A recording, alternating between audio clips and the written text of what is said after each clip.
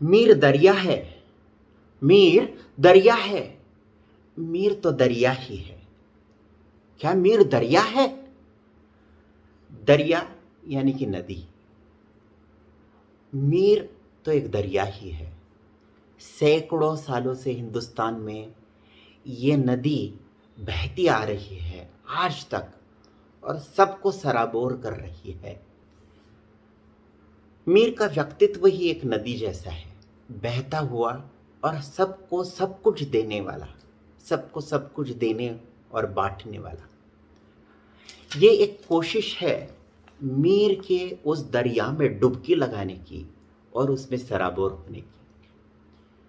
वैसे तो मीर के बारे में बहुत सारे उम्दा राइटर्स, लेखक, शायर, उन्होंने बहुत सारा लिखा हुआ है और उन्होंने मीर को खोजा हुआ है उनके अपने अपने रुख से। ये एक मेरी कोशिश है कि हम समझ लेते हैं मीर को, हम जो साधारण लोग हैं वो समझ लेते हैं मीर जैसे किसी इंसान को। वैसे तो हम देख सकते हैं मीर, मिर्ज़ा गालिब, अमीर खुसरो, संत ज्ञानेश्वर, संत तुकाराम, थिरुवल्लुवर या फिर ललतेद, ऐसे जो व्यक्तित्व है जिन्होंने हिंदुस्तान को बनाया, वो हिंदुस्तानी नहीं है तो वो पूरे विश्व के हैं। उन्होंने तो विश्व को दिया हुआ है। वसुधैव कुटुंबकम, यही वो बताते आए हैं, सैकड़ों सालों से हम वही देखते आए हैं। आज से हम कोशिश करते हैं मीर के उस दरिया में डुबकी लगाने की और फिर उसमें सराबोर होने की। मीर को खुदाए सुखन कहा जाता है। जैसे कि हम आप जानते हैं, खुदा यानी कि ईश्वर, जिसने विश्व निर्माण किया, जिसने यह ब्रह्मांड निर्माण किया, तो ऐसा ये खुदा। खुदा किस चीज़ का? तो सुखन का। सुखन यानी कि बातचीत, बातचीत का वो खुदा है।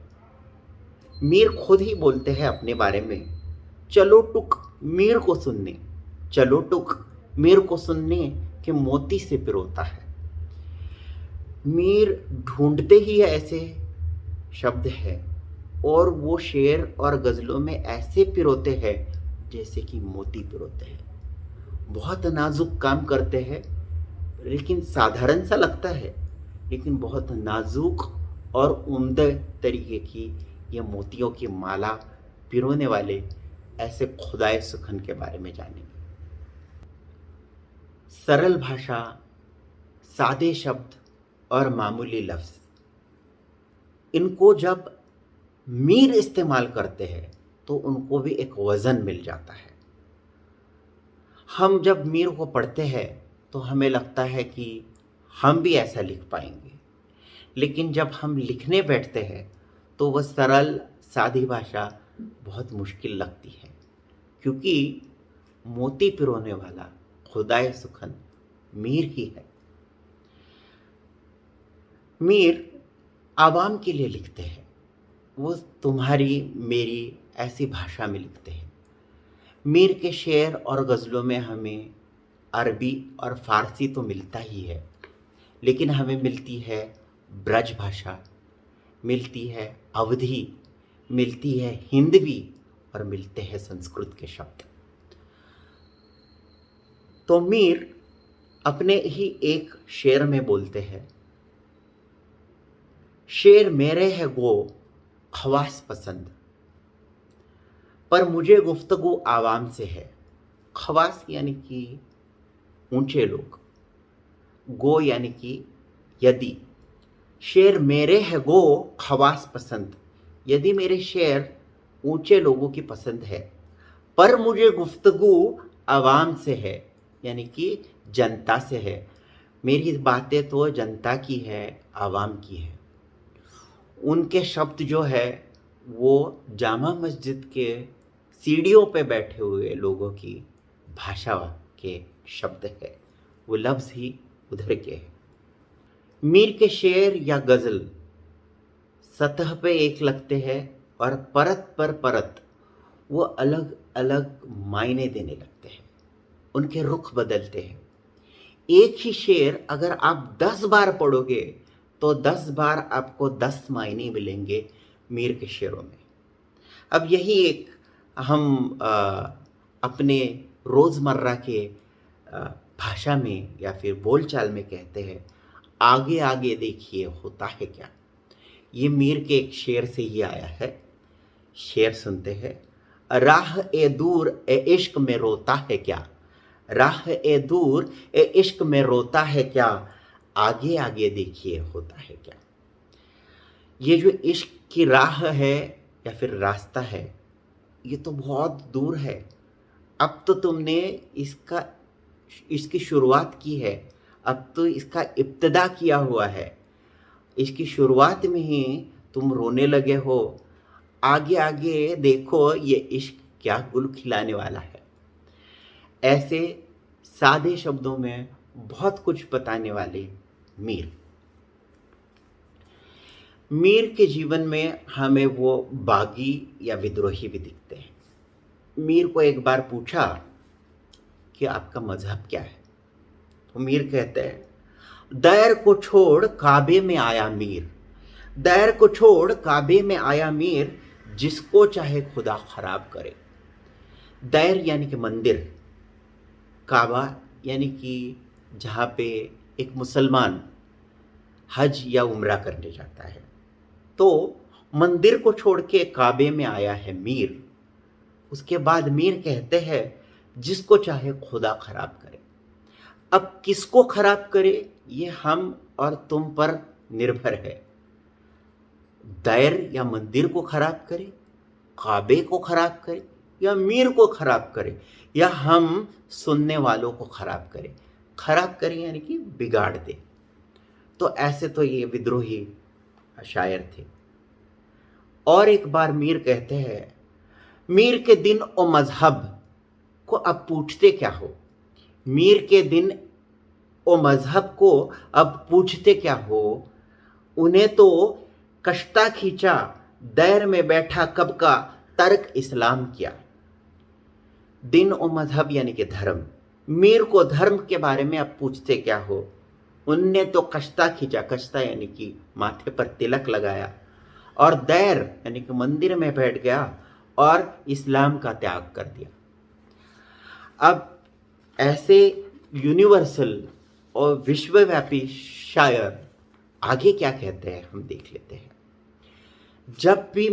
जब हम पहली दफ़ा ये सतह पर देखते हैं ये शेर, तो हमें लगता है कि मीर उनके प्यार के बारे में, इश्क के बारे में या महबूब के बारे में कह रहे हैं। लेकिन जैसे ही हम परत बर परत खोलते जाते हैं तो हमें कुछ नया नया रुख दिखने लगता है। उसके फरोगे हुस्न से झमके है सब में नूर। फरोगे हुस्न यानी कि हुस्न का तेज या चमक, जो हुस्न की है, रूप की चमक। उसके फरोगे हुस्न से झमके है सब में नूर, नूर यानी कि प्रकाश। शमाए हरम हो या हो दिया सोमनाथ का। शमाए हरम यानी कि काबे में रखा हुआ, वो काबे में रखी हुई शमा। शमाए हरम यानी कि काबे में रखी हुई शमा, और सोमनाथ के मंदिर में रखा हुआ दिया। वो कहते हैं कि उसके रूप का तेज इतना चमकता है और प्रकाशमान करता है कि वो शमाए हरम यानी कि काबे की शमा है या है दिया सोमनाथ के मंदिर का। अब जब हम सतह पर देखते हैं तो हमें लग सकता है कि मीर कह रहे हैं उसके महबूब का रंग रूप इतना चमकीला है कि वो काबे में रखी हुई शमा है या फिर दिया सोमनाथ का। परंतु जब हम परत बर परत खोलते जाते हैं तो हमें इस्लाम के शहदा या फिर वेदांत की सबक दिखते हैं। वेदांत में हम देखते हैं अहम ब्रह्मास्मि, यानी कि मैं ब्रह्म हूँ। तो उसके फरोगे हुस्न से झमके है सब में नूर। वो ऐसा ब्रह्म है जो सब जगह पहला फैला हुआ है। वो मुझ में है, वो तुम में है, वो काबे के उस शमह में है और वो सोमनाथ के उस दिए में भी है। जो ये ब्रह्मांड में हम ब्रह्म देखते हैं वो सब जगह फैला हुआ है। ऐसे ही हम और एक शेर देखते हैं मीर का, जो जैसे हम नाट्य शास्त्र में कहते हैं कि रस तो बहुत नवरस है, लेकिन नवरसों का जो केंद्र है, जो सेंटर है, वो श्रृंगार है। श्रृंगार के इर्द गिर्द सारे रस भरे पड़े हुए हैं। वहीं कुछ हमें इस शेर में दिखता है। सख्त काफिर था जिन ने पहले मीर। काफिर यानी कि माशूक। सख्त काफिर था जिन ने पहले मीर, ने यानी कि नहीं। तो मीर पहले इतना सख्त माशूक नहीं था। कब तक? तो वो आगे बोलते हैं, मजहब इश्क इख्तियार किया। जब से उन्होंने मजहब इश्क इख्तियार किया या फिर इश्क का धर्म स्वीकार किया, तब से वो सख्त माशूक बन गए हैं। ऐसे ही हम देखेंगे मीर को, और मीर के इस दरिया में डुबकी लगाएंगे, गोते खाएंगे और हम हमारे अस्तित्व को डुबो देंगे और भिगो देंगे।